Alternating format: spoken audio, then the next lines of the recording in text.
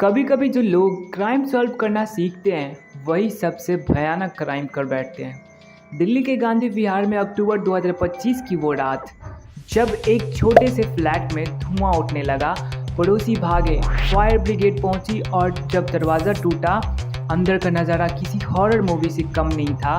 जली हुई बॉडी, टूटा फर्नीचर और बिखरी किताबें। पहली नज़र में यह हादसा लग रहा था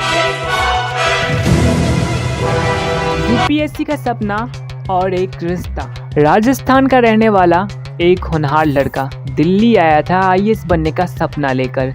गांधी विहार की एक छोटी सी रूम में रहता था और दिन रात पढ़ाई करता था।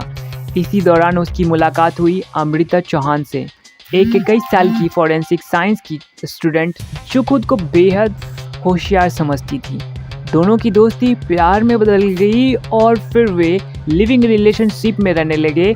पर कहते हैं हर रिश्ता एक राज छुपाता है। राज की शुरुआत वो हार्ड डिस्क। कुछ महीनों बाद अमृता को रामकेश के लैपटॉप और हार्ड डिस्क में कुछ ऐसा मिला जिसने उसकी दुनिया हिला दी। उसमें सिर्फ उसकी नहीं 15 और लड़कियों के निजी वीडियो और फोटो थे। अमृता ने रामकेश से कहा, सब डिलीट कर दो। रामकेश ने हंसते हुए कहा, ये तो मेरी पर्सनल लाइब्रेरी है, कोई प्रूफ नहीं छोड़ता। यही वाक्य था जिसने उस रात की शुरुआत कर दी। अमृता ने अब ठान लिया था उसे खत्म करना है। क्राइम शो से मिली परफेक्ट मर्डर की प्रेरणा। अमृता ने अपने पुराने बॉयफ्रेंड सुमित कश्यप और उसके दोस्त संदीप को बुलाया। तीनों ने नेटफ्लिक्स और यूट्यूब पर परफेक्ट क्राइम सीरीज देखी और एक ऐसा प्लान बनाया जिसमें कोई सबूत ना बचे। उन्होंने तय किया, पहले उसे मारेंगे, फिर सबूतों को आग में जला देंगे ताकि लगे गैस लीकेज से हादसा हुआ। मर्डर की रात 5-6 अक्टूबर 2025 रात के करीब 11 बजे अमृता और उसके साथी मास्क पहनकर गांधी विहार फ्लैट पहुंचे। रामकेश उस वक्त अपने लैपटॉप पर यूपीएससी का नोट्स देख रहा था। अमृता ने कहा, आज सब कुछ खत्म कर देते हैं, ये डर, ये राज।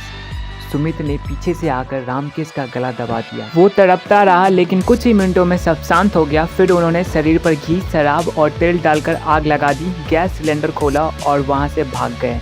परफेक्ट मर्डर जो परफेक्ट नहीं था। अगले दिन पुलिस को रिपोर्ट मिली, एक छात्र का शव जल गया। पहली नज़र में हादसा लगा, लेकिन फॉरेंसिक टीम ने बताया शरीर पर कोई विस्फोट का ट्रेस नहीं, सिर्फ पेट्रोल की गंध। पास के सीसीटीवी में 3 मास्क पहने लोग दिखे, जिनमें से एक लड़की का कद और चाल अमृता से मिलती थी। पुलिस ने मोबाइल ट्रेस किया और सबूत सीधे अमृता तक पहुंच गए। सच्चाई का खुलासा। पुलिस ने जब अमृता को पकड़ा तो उसने पहले कहा, मैं निर्दोष हूँ, लेकिन जब पुलिस ने हार्ड डिस्क और डीएनए रिपोर्ट दिखाई, वो टूट गई और सब कबूल कर लिया। उसने कहा, वो मुझे ब्लैकमेल करता था, मैंने सब कुछ खो दिया था, बस अब उसे खत्म करना बाकी था। जांच और नतीजा। दिल्ली पुलिस ने अमृता, सुमित और संदीप तीनों को गिरफ्तार किया।